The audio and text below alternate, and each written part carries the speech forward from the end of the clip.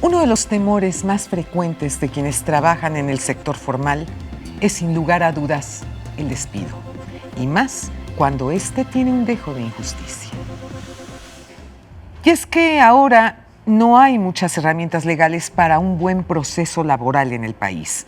Por ello, las esperanzas del sector laboral y el obrero están puestas en el Senado de la República, donde se hará una reforma en materia de justicia cotidiana. ¿Y qué es lo que se busca con ello? Acabar con los procesos largos y costosos. Pero vale la pena dejar algo en claro: no habrá manga ancha para los trabajadores o para las empresas. Se busca principalmente justicia, donde salga beneficiado quien tenga el derecho por ley, y no la empresa abusiva, el abogado coyote o, por qué no decirlo, el empleado mañoso. Por ahora es una iniciativa, pues sabemos que en el Congreso hay todo un proceso legislativo antes de que se haga una reforma o cambios a una ley. Lo que sí les puedo adelantar es que no estará hecha sobre las rodillas, porque es resultado de distintos foros donde participó la sociedad civil, instituciones académicas, colegios de abogados, organismos autónomos y representantes de los tres poderes: legislativo, ejecutivo y judicial. Señoras y señores, sin duda este es un tema muy importante si usted es trabajador o empleador. Quédese conmigo esta noche. El programa va a estar muy bueno. Esto es Frente a Frente, periodismo con responsabilidad. Comenzamos.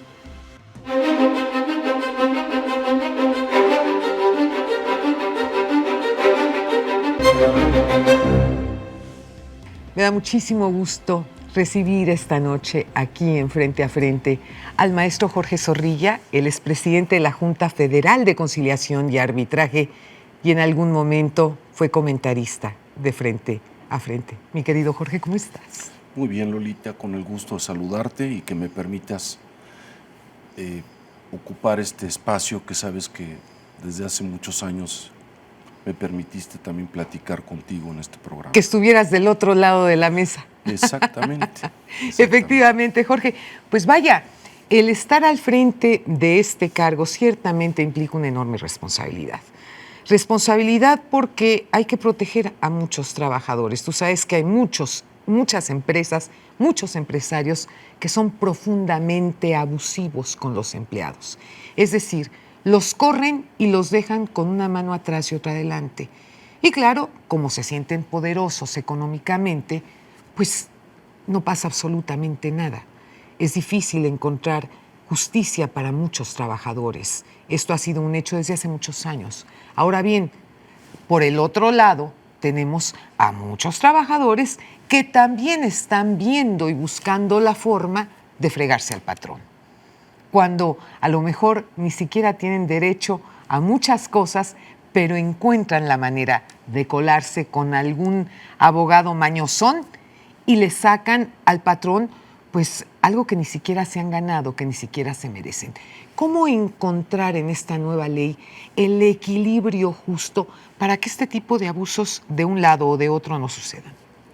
Pues mira, el trabajo jurisdiccional fundamentalmente es acercarse a la justicia, pero la justicia se funda en la verdad. Claro.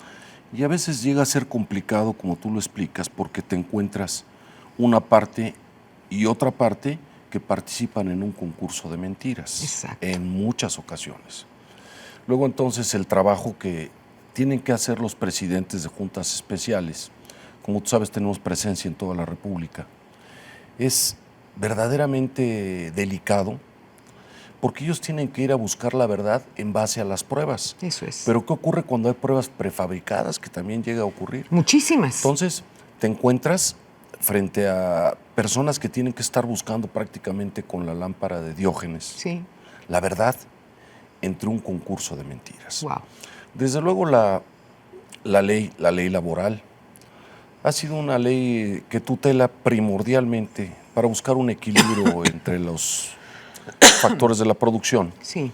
Y desde que el legislador hace la Ley Federal del Trabajo, la hace beneficiando procesalmente hablando al trabajador. Eso es. Para tratar de equilibrar mediante las normas procesales, lo que está desequilibrado en la sociedad. Sobre todo porque tú sabes que los empresarios pues tienen la enorme facilidad de contratar abogados muy vivos. O sea, abogados que cuestan mucho dinero y que de una manera o de otra le sacan adelante los procesos, ¿no? Sin embargo, también del lado de los trabajadores existe la Procuraduría Federal de la Defensa del Trabajador, Eso es.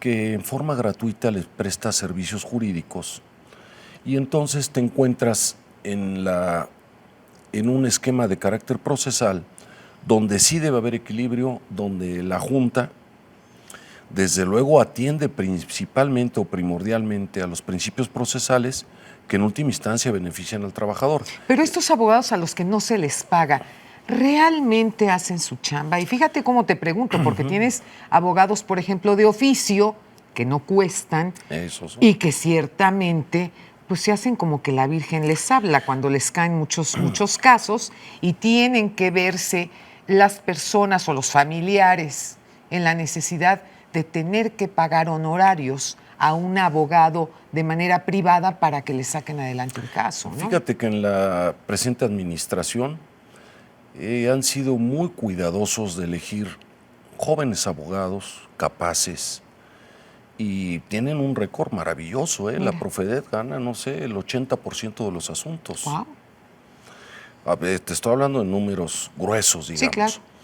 Pero efectivamente hasta la fecha, pudiéramos decir, si buscáramos un récord, son más los asuntos, mucho más, que ganan los trabajadores que los patrones.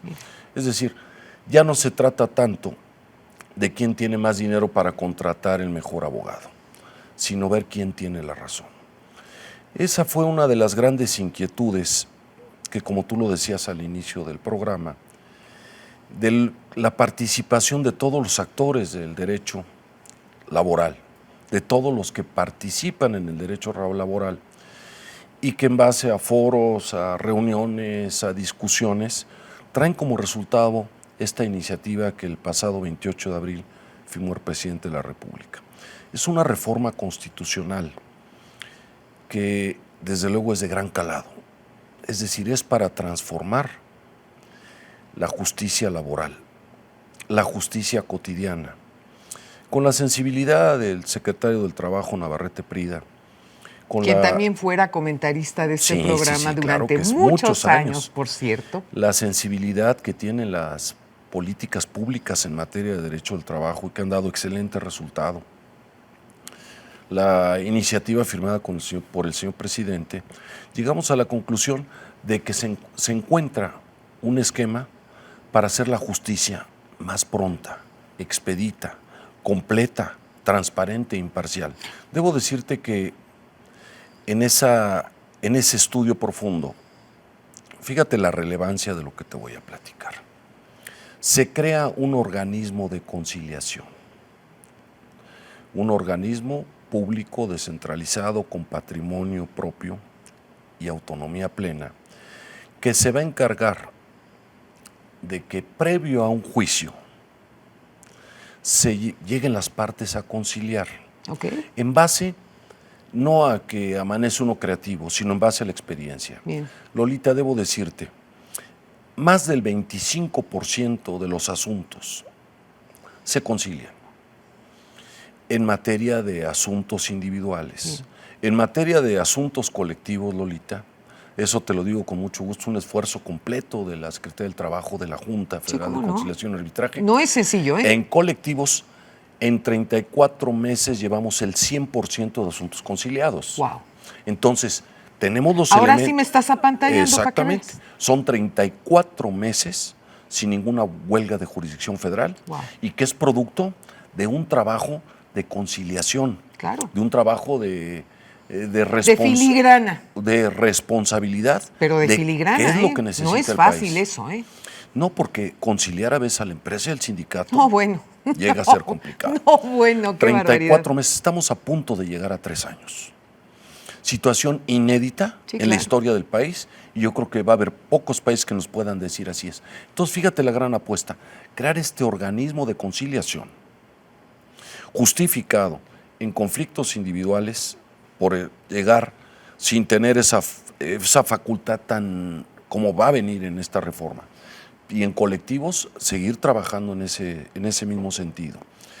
Yo creo que la creación de este organismo va a favorecer a la conciliación bajo una premisa distinta. Regularmente decimos, más vale un mal arreglo que un buen pleito. Eso dicen los abogados. Sí. Ahora te voy a decir cuál va a ser nuestra filosofía, que desde luego va a permear a través del tiempo. Más vale un buen arreglo que un mal pleito. Claro. Porque el pleito al final acaba favoreciendo a nadie por el factor tiempo, por el factor desgaste, a veces hasta el económico. Claro. Y desde luego la justicia a largo plazo pierde su esencia. Nosotros tenemos que ver con una parte esencial, que es el capital y el trabajo. Eso es. Y nosotros sabemos, a través de este esfuerzo, que en la medida en que nosotros demos seguridad jurídica, vamos a incentivar al empresario, el que arriesga su dinero, nacional o extranjero, claro, a crear empleos. Eso es muy importante. Me viene a la memoria lo que me decía don Fidel Velázquez hace algunos años. Dice, mucha gente piensa que yo no quiero que haya empresarios ricos. Absolutamente, dice, mientras más ricos mejor. ¿Por qué? Porque va a haber más fuentes de trabajo. Ahora, el crear fuentes de trabajo, pues, es por parte de aquel que está arriesgando su capital. Por supuesto. Y fíjate, un efecto muy importante. Al crear empleos, estamos haciendo un bien a la nación. Claro. Estamos logrando insertar a gran parte de la población para que tenga acceso a un empleo. ¿Qué ocurre si nosotros no nos estamos preocupando por dar seguridad jurídica, que como consecuencia atrae la inversión y crear empleos? Al tener un gran número de desempleados, desgraciadamente en algunas regiones del país, un hombre desempleado se es matriculado por el crimen organizado. Ay, bueno, entonces, o sea, tú tienes que llevar el dinero a tu casa. Exacto. Y no tienes chamba, tú ves cómo le haces, pero llevas el alimento a tu casa. Exactamente. Entonces, fíjate lo delicado que es la materia de derecho laboral. Por supuesto. Muy delicado. Por eso es el gran esfuerzo de hacer esta reforma que es de gran calado. Sin duda. El resultado es difícil cuando haces una reforma estructural, que el resultado lo tengas al día siguiente. Por supuesto, por supuesto. ¿Para cuándo calculan, así a grosso modo, que podrán tener ya esto resuelto? Pues mira, primero tiene que pasar por el proceso legislativo correspondiente. Sí, claro. Y una vez que pase el proceso legislativo, va a los estados para que ratifiquen de alguna manera la reforma. Y una vez que transite por el procedimiento legislativo, será un año.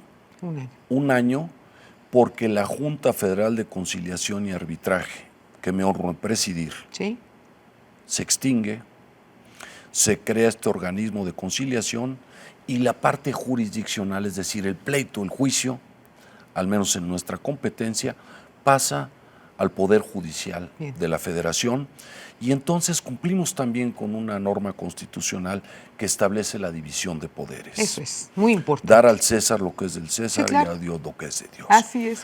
Porque la Junta, aunque es un órgano jurisdiccional, sí tiene su dependencia del Poder Ejecutivo. Entonces, separamos. Eso me parece muy sano. Precisamente. Y la parte judicial, que se resuelva con los jueces. Pero fíjate, previo a llegar con los jueces, van a tener que comparecer ante este órgano para buscar una conciliación. Y bueno, desde algún lugar de Europa vamos directamente con José Luis Belmar y una mujer en la historia.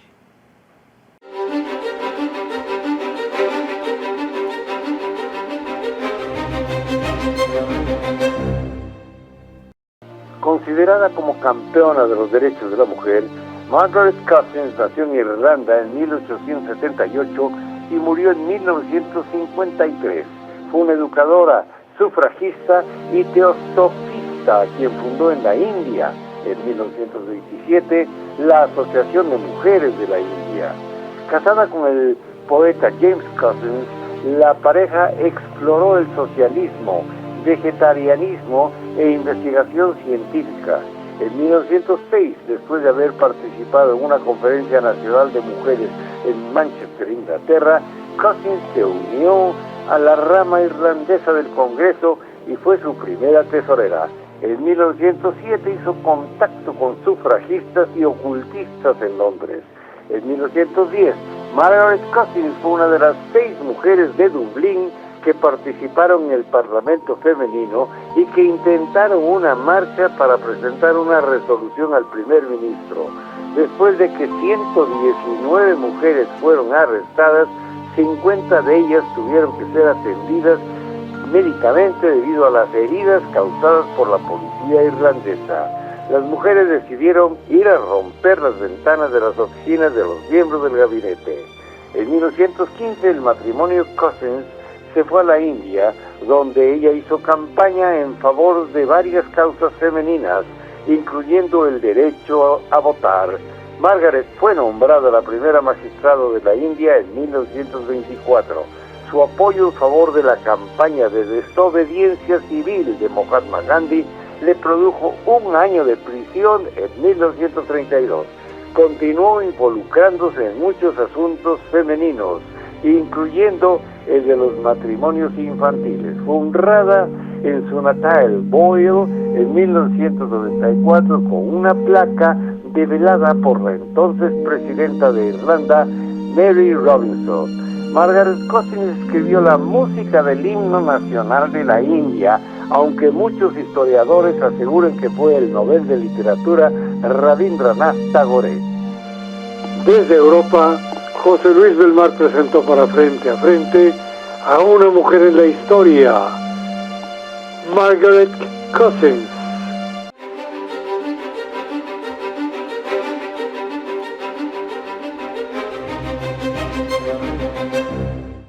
Mi queridísimo Jorge Zorrilla, nada más y nada menos que el presidente de la Junta Federal de Conciliación y Arbitraje. Mil gracias de verdad por haber estado conmigo esta noche. Lolita, agradecerte mucho como siempre, tu amabilidad, tu gentileza y recordar que en este programa tú me invitaste hace muchos años. Sí, hace muchos años estuviste como comentarista de este programa. Sí. Y siempre con mucho gracias, gusto, Jorge. Y eres muy amable. Muy gentil. No se pierda nuestro próximo programa, México vive tiempos de cambio, tiempos de dar la cara, tiempos para hablar frente a frente. Muy buenas noches.